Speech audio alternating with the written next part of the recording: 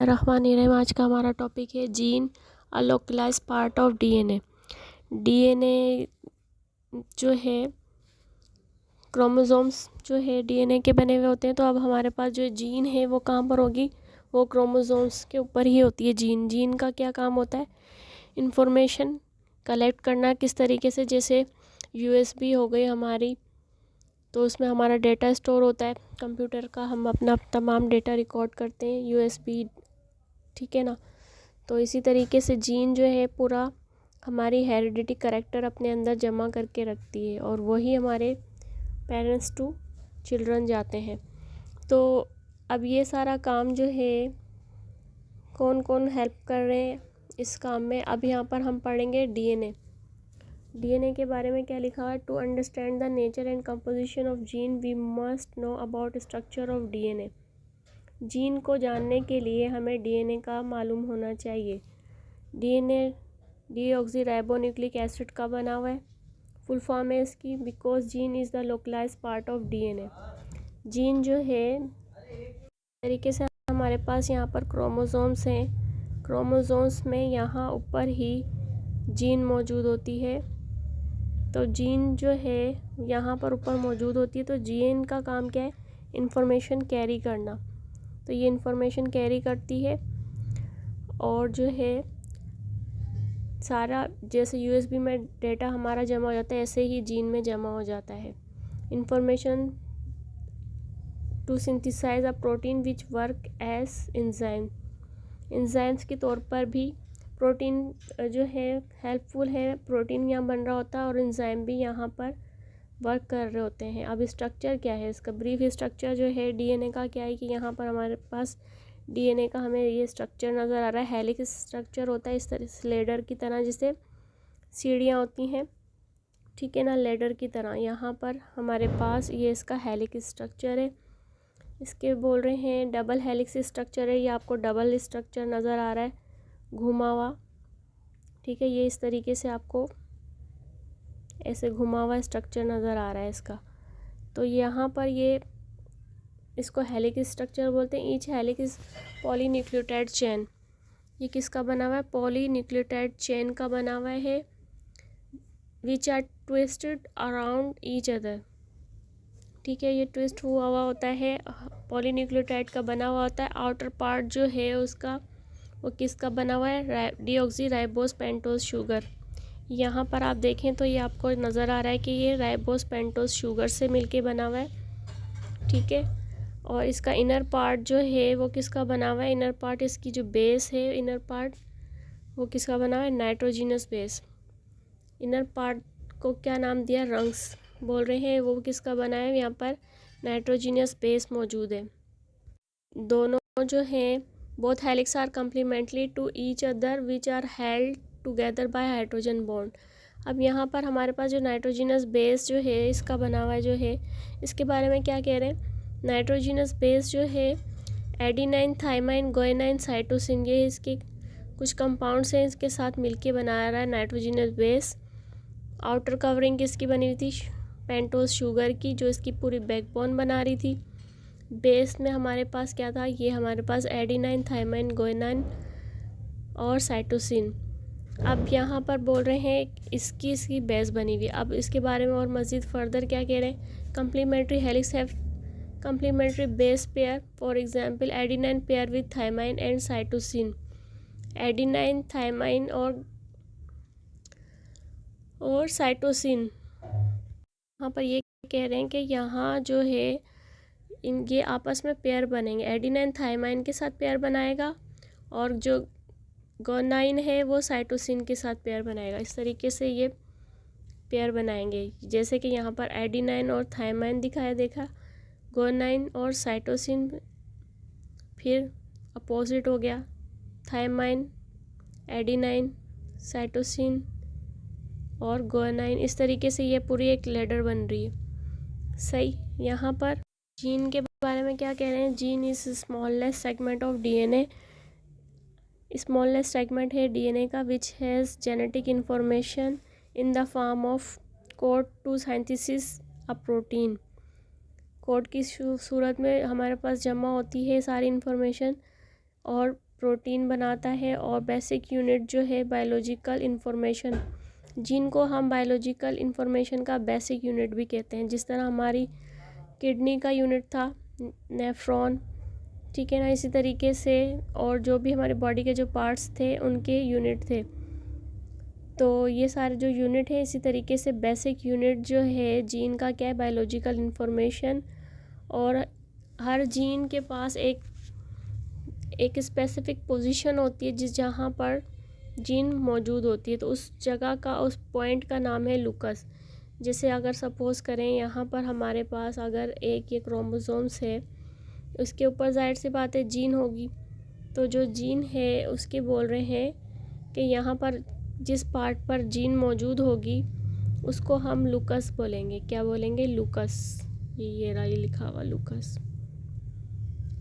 और हर जीन का एक स्पेसिफिक फंक्शन है। Gene determine the height of plant.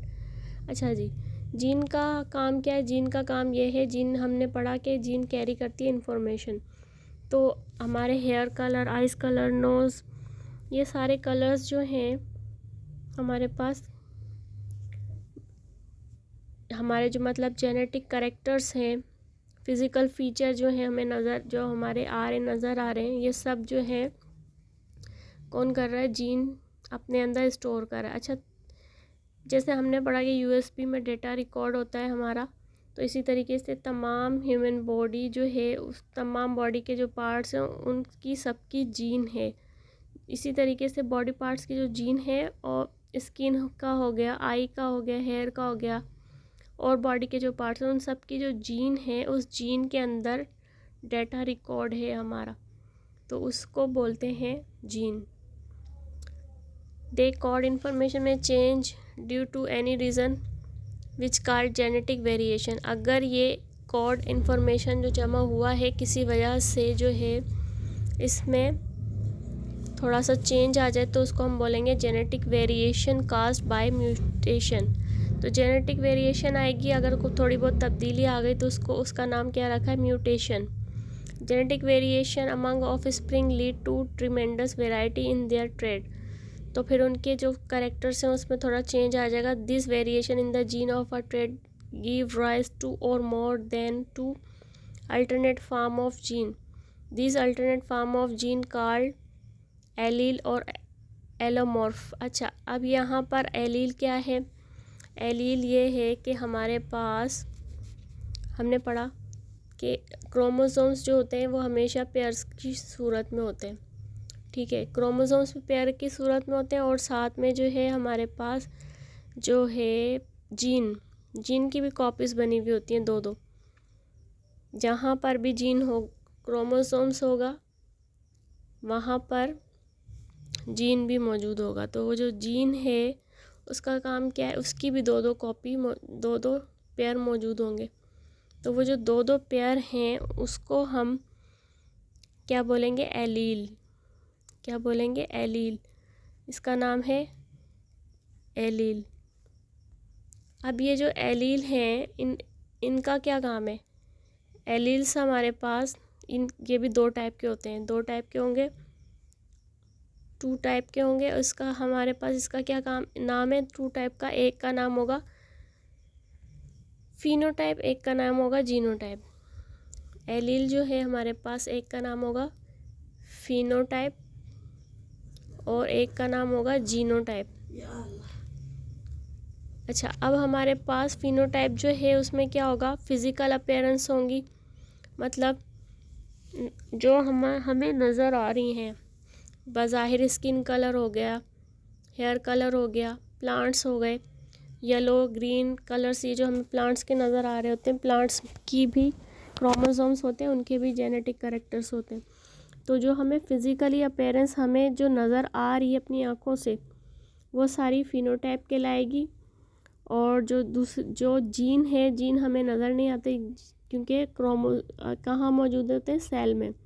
Cell के न्यूक्लियस में क्रोमोसोम्स होते हैं, क्रोमोसोम्स में फिर जीन होती है। तो फिर अब ये जीन तो हमें नज़र नहीं आएगी माइक्रोस्कोपिक है, तो इसको हम जेनेटिक कैरेक्टर्स वाली जीन कहेंगे, तो इसे जीनोटाइप कहेंगे। जैसे हमें मालूम है, इससे पहले एक लेक्चर पुरानी वीडियो में है जीन और क्रोमोसोम्स की हमें पता है सेल का जो न्यूक्लियस है उसके अंदर फिर क्रोमेटिन नेटवर्क मटेरियल बना हुआ होता है और वहाँ पर ही क्रोमोसोम्स मौजूद होते हैं थ्रेड लाइक स्ट्रक्चर में। तो फिर ये तो बहुत माइक्रोस्कोपिक हो गया, तो इसीलिए हमें पता लगा कि अलील की 2 टाइप हैं, एक का नाम जीनोटाइप और एक का नाम फिनोटाइप।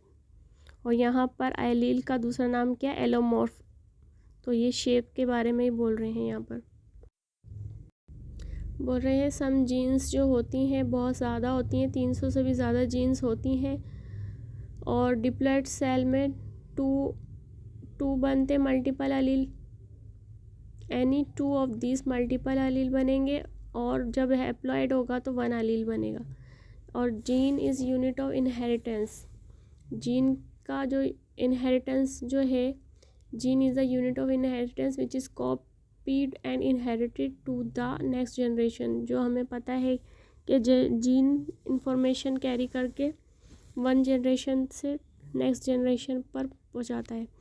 तो कम्प्लीमेंट्री अरेंजमेंट क्या लिखी हुई है, nucleotide is of great importance in DNA molecule. हमने पहले ही पढ़ लिया है कि डीएनए जो है न्यूक्लियोटाइड का बना हुआ होता है, इसका जो सीक्वेंस बना हुआ है और the sequence of base in other strand will be automatically known due to specific base pairing.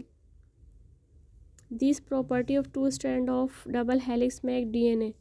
तो यहाँ पर जो है ये डीएनए बनाने में बहुत ज़्यादा हेल्पफुल है। Double helix structure, DNA unique molecule best suited to store, copy and transfer genetic information from generation to generation.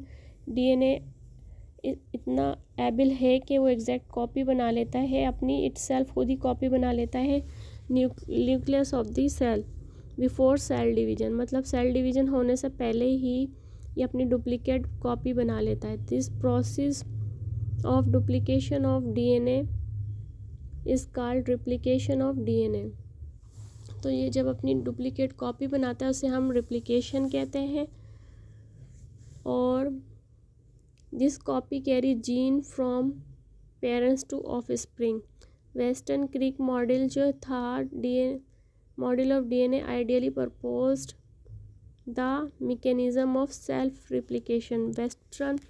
वेटसन का क्रिक मॉडल जो था उसने सेल्फ रिप्लिकेशन के बारे में बताई और उसने ये भी बताया कि हाइड्रोजन बॉन्ड होता है जो इसको हेलिक स्ट्रक्चर को बॉन्डिड करके रखता है। अभी हम ऊपर देखते हैं डायग्राम में दोबारा। Double helix structure gradually unzip along its length and each new nucleotide of the complementary nucleotide would be added to separate chain sequence।